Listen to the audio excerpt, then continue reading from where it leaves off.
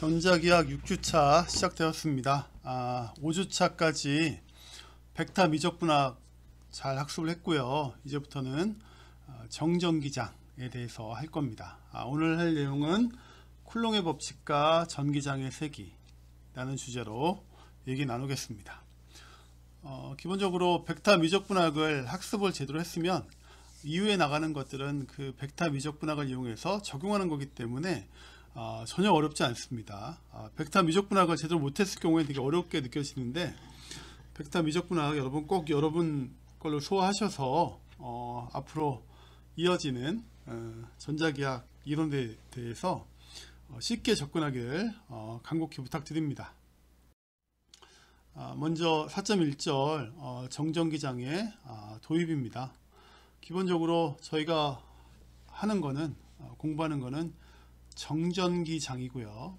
영어로는 스테이틱, 정지되어 있는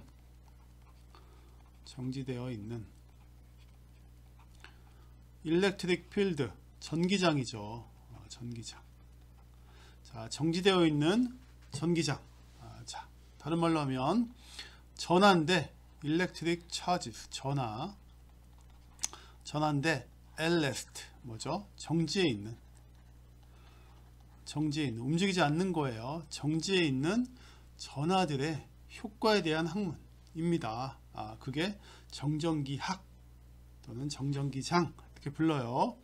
그래서 일렉트로스테이틱스 하면 정전기장, 정전기학 이렇게 되겠습니다. 기본적으로 정전기장의 기본적인 법칙을 좀 살펴보도록 하겠습니다. 기본적으로 물질은 핵과 전자로 되어 있죠. 핵과 전자. 전자는 일렉트론이고, 핵은 뭐 아시겠지만 양성자와 전하가 없는 중성자로 되어 있다. 기타 소립자들이 있는데 그건 중요하지 않고, 우리가 이 중에서 양성자를 관심이 있다. 양성자, 프로톤, 그리고 전자, 일렉트론에 관심이 있다. 물질을 구성하는 기본 구성 요소는 핵과 전자인데, 전자공학 관점에서는 프로톤 플러스 일렉트론 마이너스 그 부호를 갖는 그런 양성자와 전자로 구성되어 있다 라고 되어 있고요. 기본적으로 얘 둘이 똑같은 수로 되어 있으면 중성이다, 극성이 없다 라고 얘기를 합니다. 만약에 같은 것들이 모여있으면 척력이 작용하고, 그리고 다른 것들이 있으면 미는 힘이 작용된다. 만약에 플러스 있으면 밀겠고요. 플러스 마이너스 있으면 당기겠죠. 그럼 이거는 척력, 영어로 리펠, 이거는 뭐죠? 인력, 트랙, 뭐 이런 말이 되겠죠. 그래서 인력과 척력이 작용한다. 자, 그러면 중요한 건 전하인데, 전하가 결국 모든 걸 다 하는데, 전하는 전자나 양성자, 프로톤, 플러스 또는 마이너스인데, 이런 전하는 어떤 단위를 갖고 있느냐? 쿨롱이라는 단위를 갖고 있다. 쿨롱. 단위를 C라고 씁니다. 쿨롱의 약자. 쿨롱은 프랑스 사람이에요. 쿨롱의 법칙을 만든 프랑스 사람. 그 사람을 기리기 위해서 C라는 단위를 전하의 단위로 쓴다. 꼭 기억해 주시고요. 그 다음에 그럼 전하는 전자나 양전자로 되어 있다고 했는데, 그것들은 얼마나 값을 갖느냐? 자, 그러면 이제 전하 하나 그게 전하 하나는 1.6 곱하기 10의 마이너스 19수. 음전하니까 마이너스겠죠. 그러면 양성자 하나는 1.6 곱하기 10의 마이너스 19수 쿨롱이겠죠. 그래서 10의 마이너스 19성이기 때문에 1쿨롬은 상당히 큰 거예요. 1쿨롬에 해당되는 전하의 전자수 혹은 양성자의 수는 1.6 곱하기 10의 마이너스 19승보다 1이겠죠. 그러면 이걸 계산하면 6.25 곱하기 10의 18승, 걔가 모여야 1쿨롱이 되는 겁니다. 그래서 쿨롱은 되게 큰 그런 값이다. 1쿨롱은 그렇게 이해하시면 되고요. 그럼 물질이 전하를 띄는 거, 그거를 차징, 대전이라고 불러요. 차징. 그리고 전하를 잃어서 플러스 마이너스가 없어지는 걸, 그걸 방전, 디스차징이라고 부른다. 자, 그러면 전하가 뭔가 움직여서 대전되거나 방전되는데, 그때 움직이는 거는 무조건 전자예요. 전자는 자유롭게 움직이지만 가볍기 때문에 그거보다 훨씬 무거운 양성자는 잘 움직이지 않습니다. 그래서 오로지 전자의 이동에 의해서 대전과 방전이 된다. 그래서 우리가 전자공학 할 때 그 전자가 일렉트론이죠. 그래서 전자 이동으로 모든 것이 다 그 전기적 현상이 만들어진다 라고 이해하시면 될 것 같습니다. 자, 그러면 차징, 대전과 디스차징을 좀 더 살펴볼게요. 기본적으로 도체는 그 자유전자가 프리일렉트론이라 그래가지고 체외곽 전자가 자유롭게 움직일 수 있기 때문에 전기를 띠기가 쉽습니다. 그래서 도체에다가 전기를 띠게 하는 것을 유도라고 불러요. 유도, 인덕션.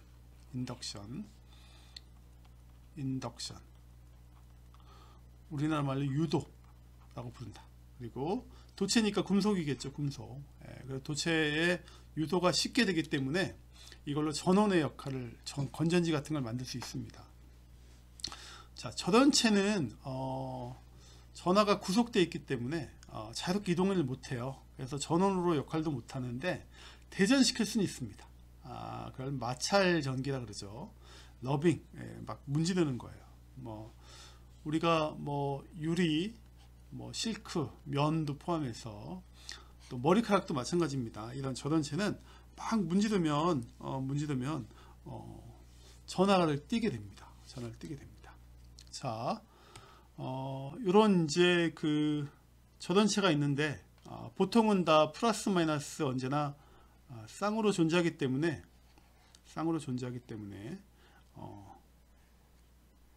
중성입니다. 중성. 전하가 쪽에 많아야 뭔가 차징이 되는 건데 지금은 중성이에요. 자, 여기 폴리에틸렌 요 막대가 있는데 얘도 중성이야. 전하가 다 쌍으로 되니까 중성인데 얘를 막 문질러요. 문지르는 힘에 의해서 전하가 일부 이동을 합니다. 여기 보시면 여기 전하가 아까 4개였는데 5개였구나.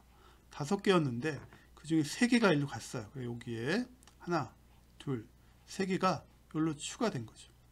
그럼 여기는 빼기 3개 전자가 갔고 여기는 플러스 3개 전자가 왔으니까 요 막대는 플러스로 차징된 거죠. 요 면 조각은 플러스로 차징된 거고, 반대로 얘기했네요. 요거는 전자가 3개가 갔으니까 마이너스로 차징된 겁니다. 자, 이런 게 저전체에 차징하는 방법이 되겠습니다. 문지르는 거죠. 자, 도체는 구가 이렇게 2개가 있는데 구가 붙어 있어요. 근데 여기에 플러스 막대를 갖다 대면, 플러스로 이제 도체라고 할게요. 도체를 갖다 대면 여기 있던 이제 마이너스들이 일로 다 오는 거죠. 그럼 반대로 여기는 마이너스가 없어졌으니까 플러스가 되는 거죠. 자, 그 다음에 이 구를 탁 띄어요. 그럼 어떻게 될까요? 그러면 여기에 플러스로 대전된 도체가 될 거고, 얘는 전체적으로 마이너스로 대전된 도체가 될 거다. 그래서 이렇게 차징, 대전시킬 수 있다라는 겁니다. 좀 더 한번 살펴볼게요. 만약에 내가 차징을 하고 싶어. 도체에다가 인덕션에 의해서. 근데 도체가 2개다. 2개다. 자, 그럼 처음에 어떻게 하느냐. 금속구 형태라고 친다면 금속구를 2개를 붙여요. 붙이는데 이게 외부로 이렇게 흘러가면 안 되니까 저전체로 지지대를 하나 만들어요. 그래서 이렇게 붙여놓습니다.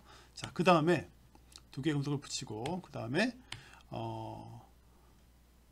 뭔가 그 마이너스로 대전된 그런 막대를 이렇게 가까이 갖다 대요. 붙이지 말고. 붙이면 이동하니까 가까이만 가까이 돼서 좋아요. 근데 붙으면 안 돼. 예, 여기는 띄어서 가까이 갖다 대면 마이너스면 플러스가 모이겠죠. 그러면 반대로 여기는 마이너스가 모일 겁니다.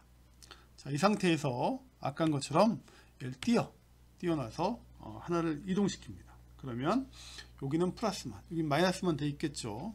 자, 그 다음에 요 대전업체를 치우면, 이걸 치워요. 치우면 어떻게 될까요? 플러스 끼는 서로 미니까 이렇게 균일하게 분포가 됩니다. 여기는 마이너스가 균일하게 분포된다. 그래서 균일하게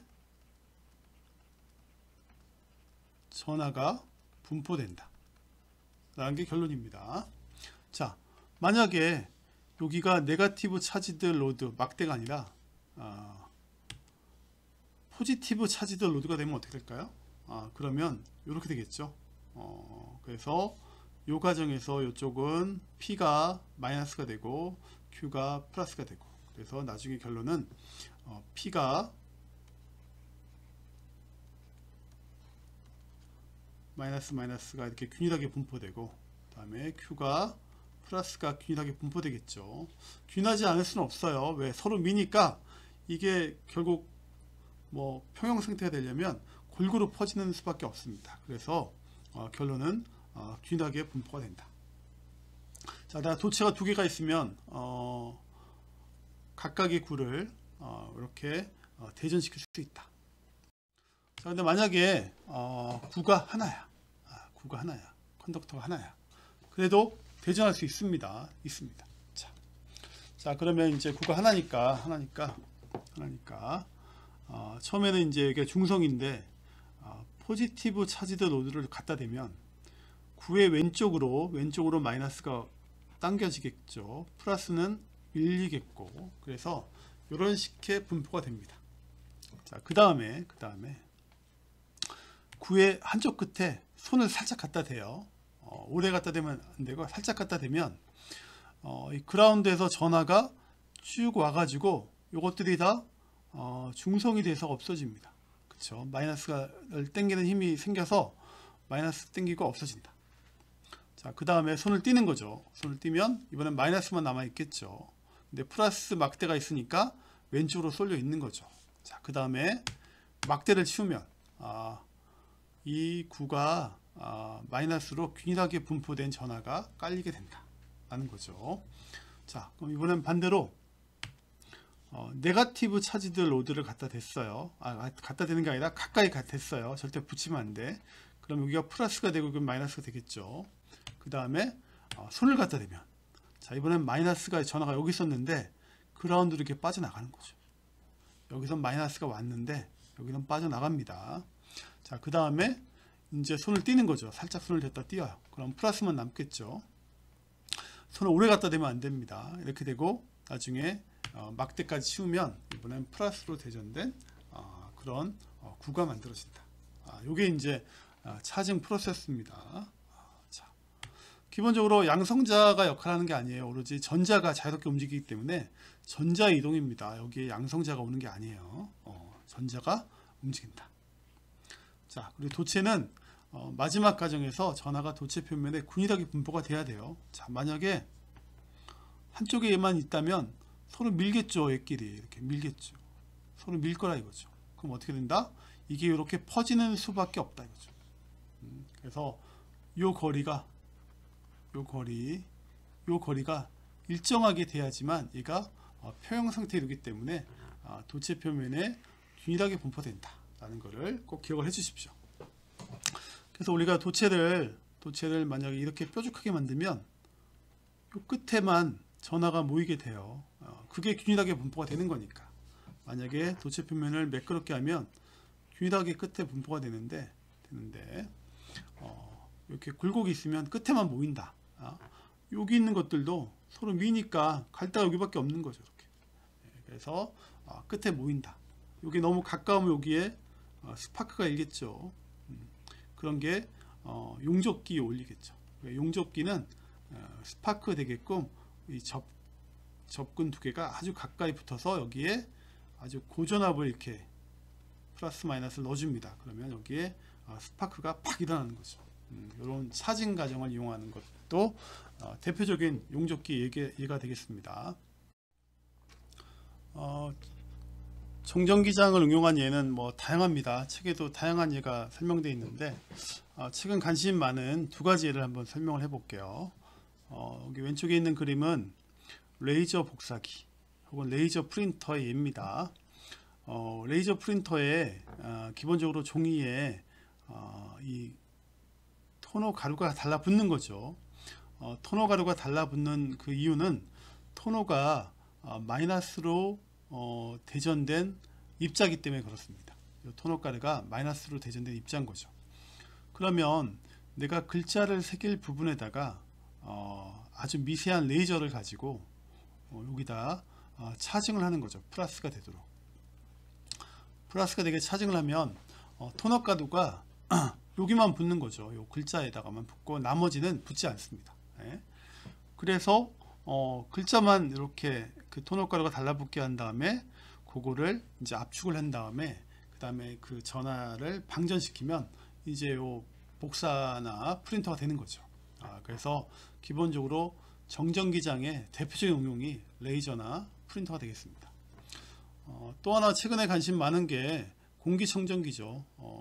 미세먼지라든가 코로나 이후로 뭐 이 공기청정기 마스크 수요가 많은데 기본적으로 이제 먼지 중에 먼지들은 큰 먼지는 뭐 기본적인 뭐 면섬유에 의해서 흡수가 되겠지만 이니셜 필터라고 한 거에 의해서 흡수가 되겠지만 기본적으로 작은 입자들은 그냥 통과되거든요. 이 구멍이 커가지고. 그럼 그것들을 어떻게 막아주느냐.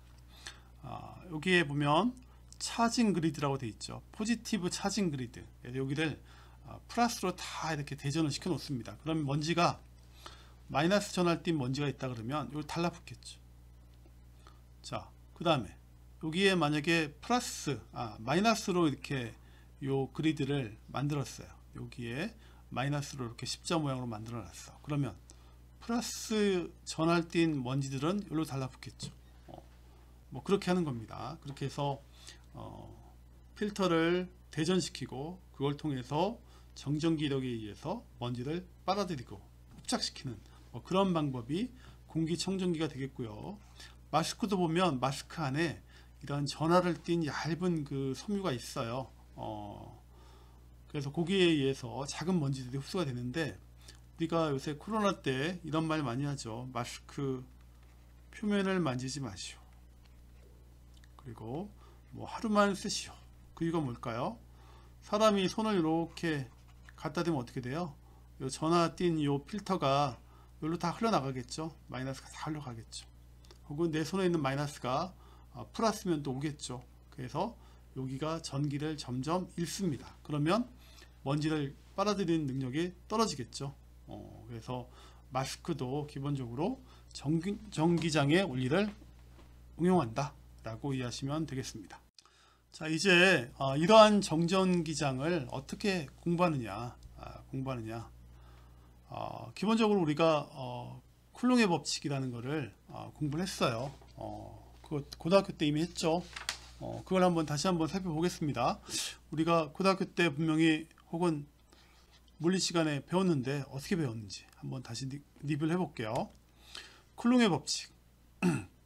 전화 사이에는 전기력이 작용하는데 그 전기력은 Q1과 Q2를 연결하는 직선을 따라 작용한다. 자, 여기에 Q1이 있고 여기에 Q2가 있는데 요 선을 걷을 때 직선을 따라서 이렇게 미는 힘이 작용한다.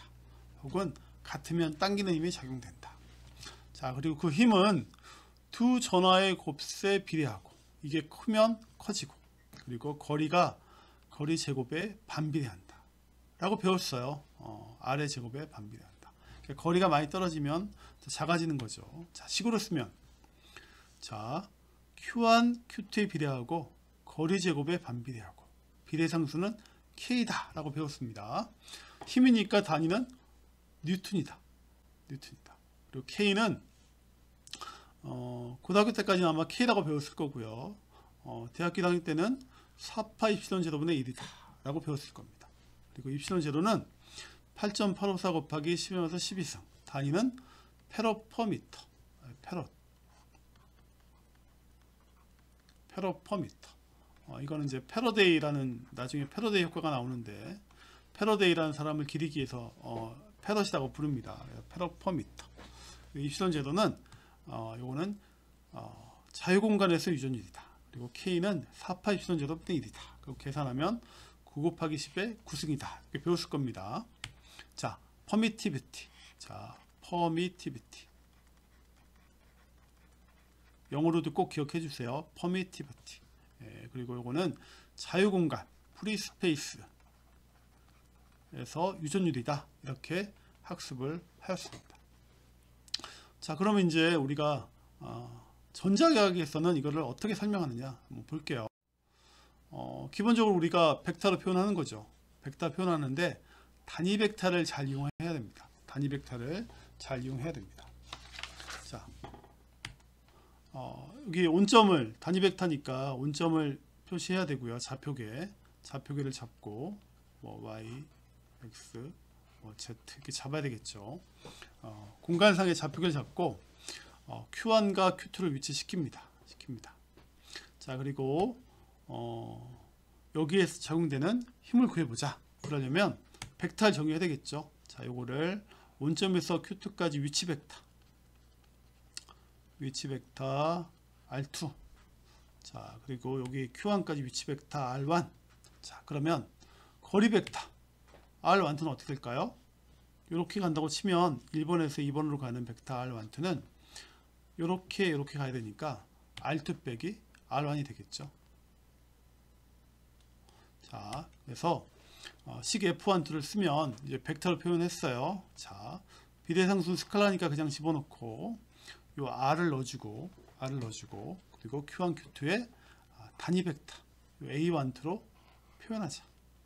자, 그러면 R12는 R2 빼기 R1 거리 벡터니까 표현할 수 있죠. 1장에서 배운 대로. 자, 그러면 R은 요거의 절대값 크기를 의미하고, 자, A12는 R12를 단위 벡터 R의 크기로 나눠줘서 A12가 1이 되게, 무슨 얘기예요? 방향만을 알려주게. 자, 그래서 우리가 고등학교 물리 때 배울 때는 요거까지만 배웠는데 단위 벡터를 배웠으니까 단위 벡터는 방향을 알려주기 위해서 넣어준다 라고 이해하시면 되고, 그 방향 벡터는 거리 벡터의 함수다 라고 이해하시면 되겠습니다. 자, F12를 구했어요. 그러면 F21도 구해야 되겠죠. 자, F21은 F12에 마이너스를 붙이면 되는 거죠. 마이너스만 붙이면 되는 거죠.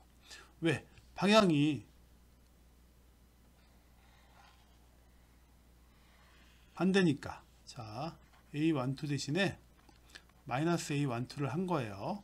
그래서 요 마이너스 A12가 요 F12의 마이너스 F20이 된다는 겁니다. 잘못 썼네요.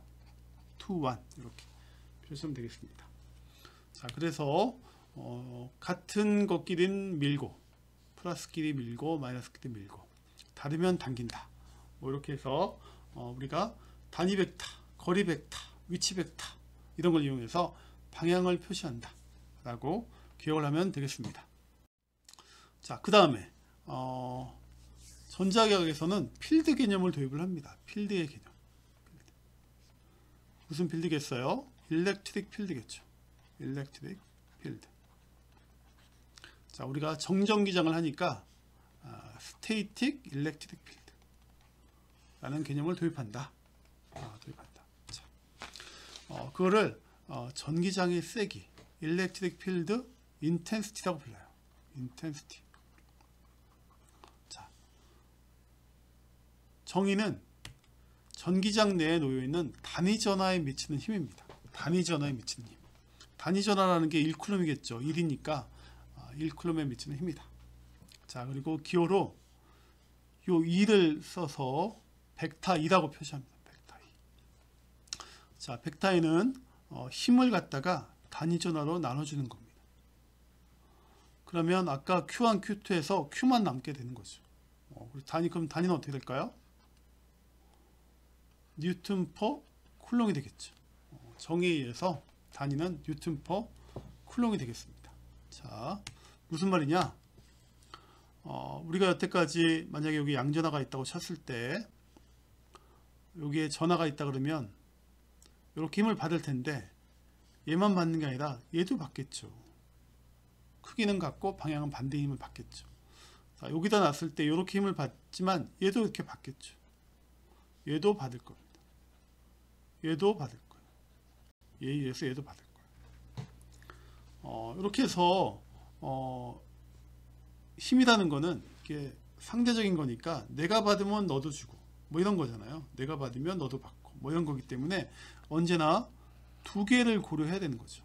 두 개를 고려해야 되는 건데 필드라는 게 그 하나를 없애는 거니까 이걸 없애는 거예요. 없애는 거.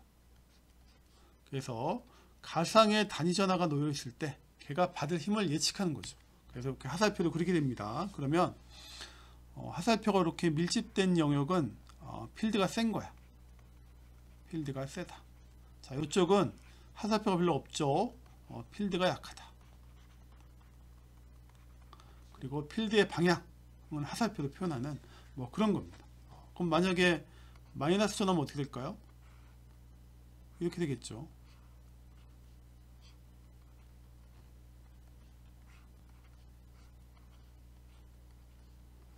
자, 이렇게 표현하는 겁니다.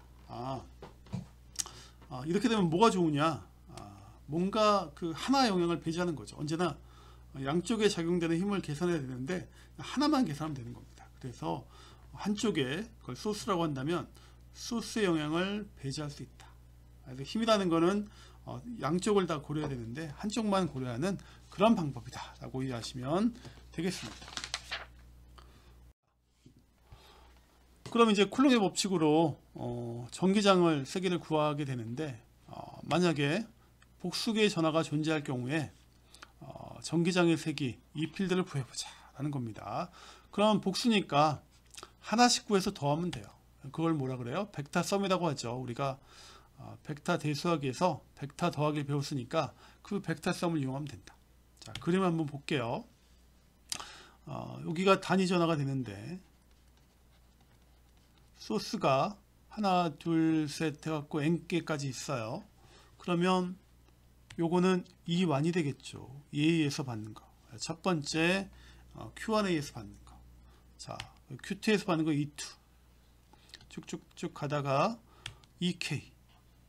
또 쭉쭉쭉 가다가 마지막 EN까지 되겠죠. 그러면 이 단위 전하가 받는 힘은 이것들을 다 더한 거죠. 그래서 E1 구하고 E2 구해서 다 더하면 됩니다. 그래서 다 더해서 구한다. 자, 서메이션 하는 거죠. 서메이션.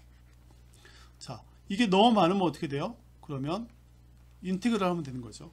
그래서 처음에 하나 구하고 그 다음에 여러 개 구하고 다음에 인테그랄로 구하고 뭐 이런 식으로 정전기학 학습이 진행되게 되겠습니다. 한번 문제를 풀어볼게요. 4.1절 문제. 전하 1mC이에요. 요 M자가 들어가면 10의 마이너스 3승이겠죠. 1mC에 위치가 주어졌어. 그리고 전하 또 하나가 정해져 있어요. 전하가 마이너스 2mC. 이게 위치가 이렇게 정해져 있어. 그때 이 세 번째 위치에 있는 걔는 10나노쿨럼입니다. 나노는 10마이너스 9승이겠죠. 왜 작용하는 힘을 구하시오. 이 지점에서의 전기정 세기를 구하시오 라는 문제입니다. 이런 문제 풀 때는 우리가 전기장이라는 필드 개념을 도입했기 때문에 B부터 풀어야 돼요. A, B로 되어 있다고 해서 A부터 풀면 힘듭니다. 그래서 B부터 구하면 됩니다. 그리고 B부터 구한 다음에 A는 어떻게 하면 돼요?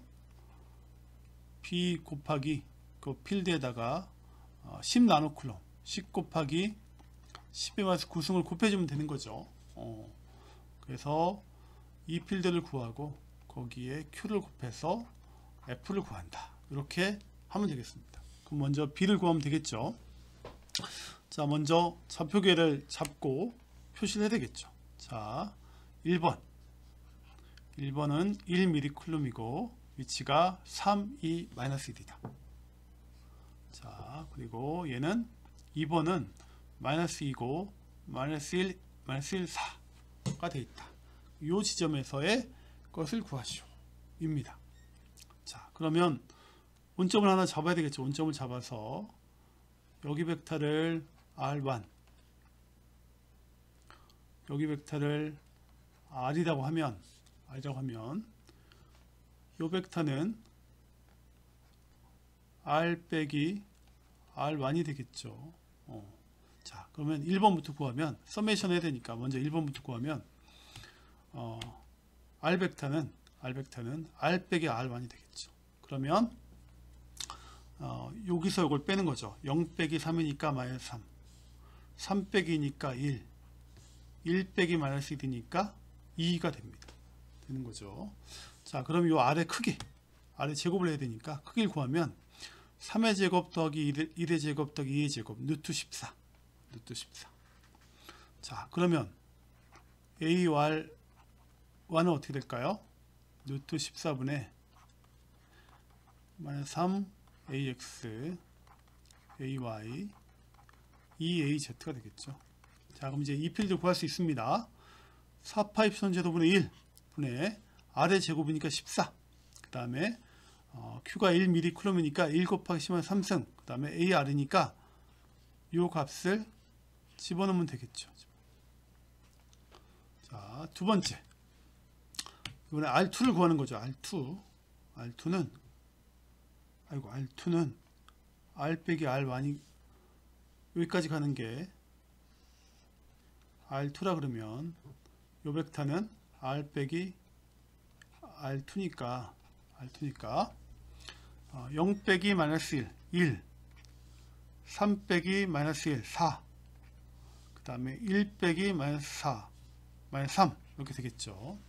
자, 그러면 거리는 루트 1의 제곱, 4의 제곱, 3의 제곱 26 되는 거고, 이제 AR2는 루트 26분의 1에 AX 더하기 4AY 3AZ가 됩니다. 자, 그럼 이 필드는 이 식을 쓰고 Q를 넣어주고 마이너스 2네요. 2 곱하기 10은 3승. 그 다음에 26. 그 다음에 요 값을 집어넣으면 되겠죠. 그래서 나중에 요 벡터와 요 벡터를 벡터 썸하면 된다. 라는 겁니다. 그럼 단위 벡터끼리 더하면 된다는 얘기죠. 자, 그래서 정기장의 세기를 구하고 마지막에 10 곱하기 10에서 구성을 해서 필드를 구하면 된다 라는 겁니다. 이렇게 문제를 풀면 됩니다. 결국 정기장의 세기 구하는 문제는 단위 벡터 개념을 아느냐 라는 문제로 볼 수 있습니다. 자, 그래서 벡터성으로 필드를 구하면 된다.